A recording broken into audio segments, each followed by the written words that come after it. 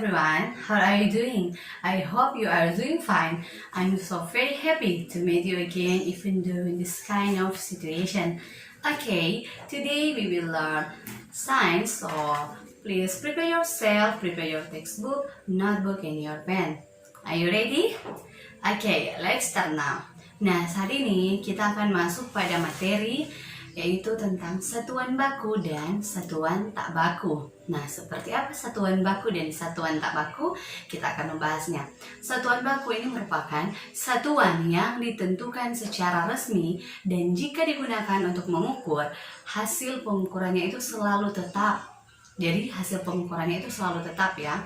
Terus kalau satuan tak baku ini merupakan satuan yang tidak ditentukan secara resmi dan jika digunakan untuk mengukur untuk semua orang atau untuk setiap orang-orang yang berbeda itu menghasilkan pengukuran yang berbeda. Jadi akan dihasilkan pengukuran yang berbeda. Nah, maksudnya seperti apa? Nah, kita langsung pelajari ciri-ciri dari satuan baku dan satuan tak baku. Nah, ciri dari satuan baku ini adalah dia bersifat tetap. Jadi artinya begini, tidak mudah untuk berubah. Ukurannya itu baik dipengaruhi oleh cuaca ataupun dipengaruhi oleh lingkungan. Jadi sifat dari satuan baku ini dia bersifat tetap. Sedangkan kalau ciri-ciri dari satuan tak baku ini dia bersifat tidak tetap. Jadi sekali lagi ya, satuan baku dia bersifat tetap dan satuan tak baku dia bersifat tidak tetap. Nah, contoh dari satuan baku misalnya begini. Ketika kita mengukur meja yang panjangnya misalnya dia 1 meter dengan menggunakan alat meteran ya. Jadi di sini siapa saja yang mengukur meja tersebut akan memperoleh hasil pengukuran yang sama yaitu 1 meter jika kita menggunakan alat meteran ya, alat ukur meter. Terus kalau contoh dari satuan tak baku ini misalnya contoh dari satuan tidak baku ini umumnya digunakan pada zaman dahulu yaitu jengkal, langka dan sebagainya. Maksudnya seperti apa, Mem? Jadi begini ya. Pada zaman dahulu, satuan yang digunakan dalam pengukuran itu menggunakan peralatan sederhana yang ada di lingkungan mereka, di lingkungan sekitar seperti satuan tongkat untuk mengukur panjang dan satuan kaleng untuk mengukur volume zat cair. Nah, satuan panjang yang paling sering digunakan oleh orang zaman dahulu itu mereka menggunakan anggota tubuh, misalnya jengkal, telapak tangan, hasta, depa, kaki, dan langkah.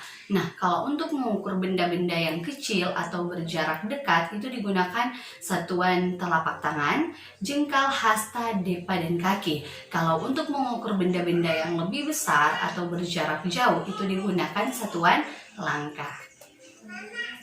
Oke, jadi seperti itu ya tentang satuan baku dan satuan tak baku. Nah, saat ini kita akan mempelajari pengukuran dengan satuan baku dan satuan tak baku.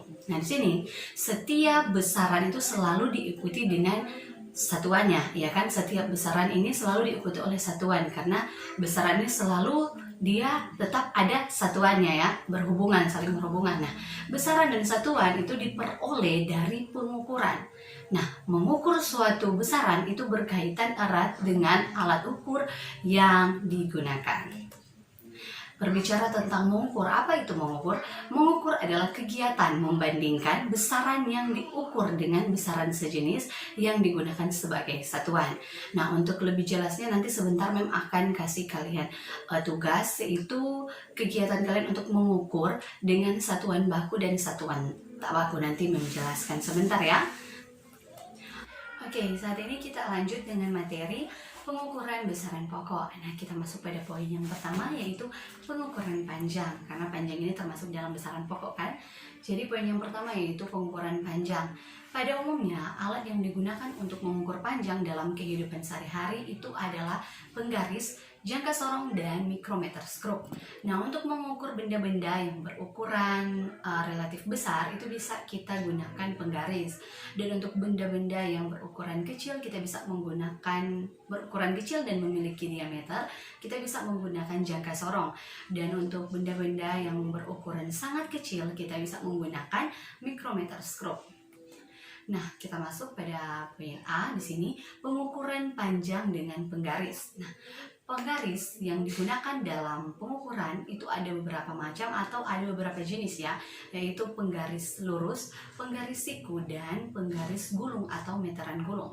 Nah, penggaris yang digunakan dalam kehidupan sehari-hari itu ternyata memiliki skala terkecil hingga 1 mm, sehingga ketelitian dari penggaris ini adalah 0,5 mm. Berbicara tentang ketelitian, nah ketelitian alat ukur ini adalah nilai skala terkecil yang masih dapat diukur oleh alat tersebut. Jadi skala yang paling kecil yang masih dapat diukur oleh alat tersebut, itulah ketelitian alat ukur ya. Nah, untuk memperoleh data yang benar atau data yang akurat, setiap pengukuran panjang itu harus dimulai dari angka 0. Nah, di sini kalian bisa lihat ada gambar dari penggaris, kalian bisa lihat. Jadi gambarnya seperti itu ya. Oke, next kita masuk pada poin B, yaitu pengukuran panjang dengan jangka sorong. Nah, jangka sorong itu biasanya digunakan para montir dan tukang kunci. Nah, jangka sorong ini memiliki ketelitian lebih tinggi dibandingkan dengan penggaris. Nah, jangka sorong ini dapat digunakan untuk mengukur panjang dan lebar benda, diameter bagian dalam dan diameter bagian luar sebuah benda yang berbentuk silinder. Dan di sini jangka sorong ini juga bisa digunakan untuk mengukur kedalaman sebuah lubang atau suatu benda ya. Nah, di sini ada rumus yang bisa kita gunakan untuk mengukur ketelitian dari jangka sorong. Kalian bisa lihat ini rumusnya. Ketelitian sama dengan skala terkecil pada rahang tetap dibagi dengan jumlah skala pada rahang geser. Nah, nanti memang akan kasih lihat gambar dari jangka sorong biar kalian bisa tahu, oh ini rahang tetap, oh ini rahang geser, seperti itu ya. Nah, ini gambarnya, kalian bisa lihat. Ini gambar dari jangka sorong. Nah, di sini kita masuk pada contoh soal ya, biar kita lebih memahami. Nah, dalam suatu pengukuran panjang sebuah benda dengan jangka sorong itu diperoleh data seperti gambar ini, kalian bisa lihat ini gambar. Nah, berapakah panjang benda itu? Nah, di sini kita jawab. Skala tetap yang sejajar dengan angka 0 itu pada skala nonius adalah, coba kita lihat, 15 dan 16. Nah, angka yang digunakan di sini adalah angka yang terkecil, yaitu 15 mm. Nah, langkah selanjutnya di sini kita cari skala nonius yang tepat berimpit dengan skala tetap. Nah, di sini kita bisa lihat gambarnya. Gambar yang tadi, di mana garis ke-8 pada skala nonius ini berimpit dengan tepat pada skala tetap, sehingga diperoleh hasil 8 dikalikan dengan 0,1 mm sehingga didapatkan hasil 0,8 mm. Nah, angka 0,1 mm ini adalah ketelitian dari jangka sorong. Jadi di sini kita kalikannya 8 dengan ketelitian dari jangka sorong, yaitu 0,1 mm sehingga didapatkan 0,8 mm. Nah, dengan demikian hasil pengukuran dari gambar ini adalah 15 mm, kita tambahkannya, ditambah dengan 0,8 mm, hasilnya adalah 15,8 mm, atau bisa kita salin ke cm, nilainya akan menjadi 1,58 cm. Nah, next di sini kita akan berbicara tentang pengukuran panjang dengan micrometer scope. Nah, micrometer scope ini adalah alat ukur panjang yang paling teliti dengan skala terkecil 0,01 mm. Jadi ini yang paling teliti ya, micrometer scope. Nah, alat ini atau micrometer scope ini digunakan untuk mengukur tebal sebuah benda yang berbentuk pelat.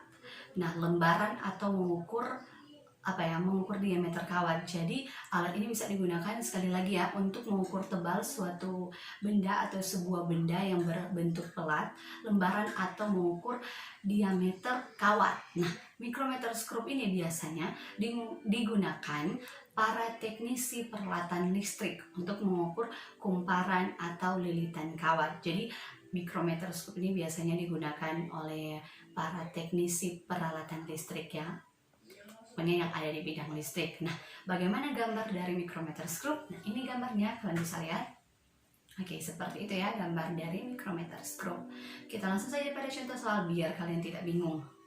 Nah, di sini contoh soalnya, kalian bisa lihat sebuah micrometer scope digunakan untuk mengukur diameter kawat tembaga dengan data, kalian bisa lihat pada gambar ini. Nah, berdasarkan gambar ini, skala tetap yang dibatasi oleh skala putar itu berada di antara angka 3 mm dan 4 mm. Sehingga digunakan angka terkecil sama hal yang dengan tadi ya, yaitu 3 mm. Nah, 3 mm ya, angka yang paling kecil ya. Jadi kita gunakan 3 mm. Skala putar yang berimpit dengan garis mendatar itu pada skala tetap terdapat pada garis 12, sehingga diperoleh pengukuran 12 dikalikan dengan 0,01, di mana 0,01 ini kan adalah ketelitian dari alat ukur mikrometer skop. Jadi ini cara penyelesaiannya mirip dengan yang tadi ya, dengan jangka sorong. Nah, di sini dengan demikian hasil diameter kawat tembaga kita dapatkan adalah 3 mm, kita jumlahkan ya, ditambah dengan 0,12 mm didapatkan 3,12 mm. Oke, di sini next pada poin yang kedua, kita akan membahas tentang pengukuran massa.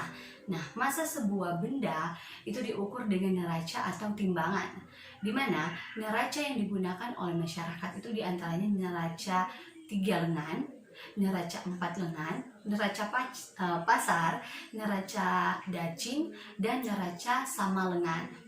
Nah, mengukur massa itu berarti membandingkan massa benda yang diukur dengan massa anak timbangan. Nah, sekarang kita membahas tentang neraca 4 lengan. Nah, neraca 4 lengan atau neraca ini biasanya digunakan di laboratorium untuk kegiatan praktikum. Nah, untuk mendapatkan hasil pengukuran yang akurat atau yang tepat atau yang benar, maka sebelum digunakan neraca ini dilakukan kalibrasi atau pengecekan, sehingga posisi angka 0 itu berimpit dengan garis keseimbangan. Nah, bagaimana gambarnya? Ini gambarnya, kalian bisa lihat gambar dari neraca 4 lengan ya, seperti itu. Supaya tidak bingung, kita lanjut dengan contoh soal. Di sini seorang siswa melakukan percobaan mengukur massa sebuah pelat logam dengan neraca 4 lengan dan diperoleh data seperti gambar ini. Kalian bisa lihat berapakah massa benda tersebut dari gambar ini. Nah, kalian bisa lihat dari gambar ini, kita bisa melihat bahwa massa benda yang diukur, kita tambahkan, lihat ada tanda-tandanya ya, ada apa ya, kayak anak panahnya di situ. 100 yang paling di atas, 100 ditambahkan dengan 50 ditambahkan dengan 2 ditambahkan dengan 0,6 gram, sehingga di sini didapatkan hasil akhirnya itu ketika kita sudah jumlahkan, hasilnya adalah 152,6 gram, seperti itu ya. Nah, next tentang neraca. Nah, neraca pasar itu biasanya digunakan oleh pedagang di pasar dan dapat diukur untuk menimbang benda hingga 5 kg. Sedangkan untuk neraca dacin ini banyak digunakan para petani untuk menimbang hasil panennya dan dapat digunakan untuk untuk mengukur massa benda hingga 100 kg. Kalau yang tadi neraca pasar dia bisa digunakan untuk menimbang hingga 5 kg. Kalau neraca dacin ini bisa digunakan hingga untuk mengukur benda hingga 100 kg, seperti itu ya. Dan untuk neraca sama lengan itu banyak digunakan pedagang emas. Ternyata pedagang emas ini menggunakan neraca sama lengannya karena memiliki ketelitian yang sangat tinggi. Jadi neraca sama lengan ini memiliki ketelitian yang sangat tinggi, sehingga ini banyak digunakan oleh para pedagang emas ya. Oke, nah next pada poin yang ketiga kita akan bahas tentang pengukuran waktu. Nah, waktu dapat diukur dengan arloji dan stopwatch. Nah, stopwatch ini merupakan alat ukur waktu yang lebih teliti dibandingkan dengan arloji. Jadi stopwatch yang lebih teliti dibandingkan dengan arloji. Nah, stopwatch ini memiliki ketelitian hingga 0,1 second atau detik, 0,1 detik atau 0,1 second. Nah, stopwatch ini dia memiliki 2 jarum, yaitu jarum panjang yang menunjukkan detik dan jarum pendek yang menunjukkan menit. Nah, ini adalah gambarnya, kalian bisa lihat. Oke, seperti itu ya. Nah, next kita akan bahas yaitu pengukuran suhu. Suhu merupakan ukuran derajat panas atau dinginnya suatu benda. Jadi, suhu ini merupakan ukuran derajat panas atau dinginnya suatu benda. Di mana suhu suatu benda itu diukur dengan termometer. Kita sudah bahas ya pada awal bab yang lalu.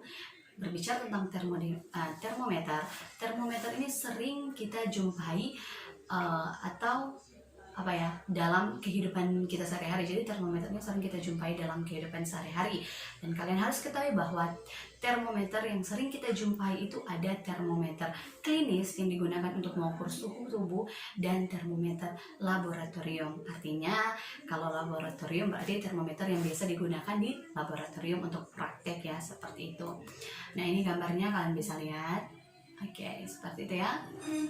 Nah, termometer klinis ini biasanya memiliki skala 35 sampai 42 derajat Celcius. Sedangkan untuk termometer laboratorium itu memiliki skala sekitar min 10 sampai 110 derajat Celcius. Nah, saat termometer klinis dan termometer laboratorium ini digunakan untuk mengukur suatu benda, nah, tandon dari termometer ini harus menyentuh benda yang akan diukur suhunya, sehingga zat cair dalam termometer ini bisa memuai atau dapat memuai. Nah, begitu juga dengan termometer digital pada gambar yang tadi, di mana dari termometer digital ini ketika kita ingin mengukur suatu benda juga kita harus menghubungkan ujung dari termometer ini dengan suatu benda yang akan kita ukur, sehingga kita bisa lihat pada layar dari termometer digital ini terlihat suhu yang terukur ya, seperti itu.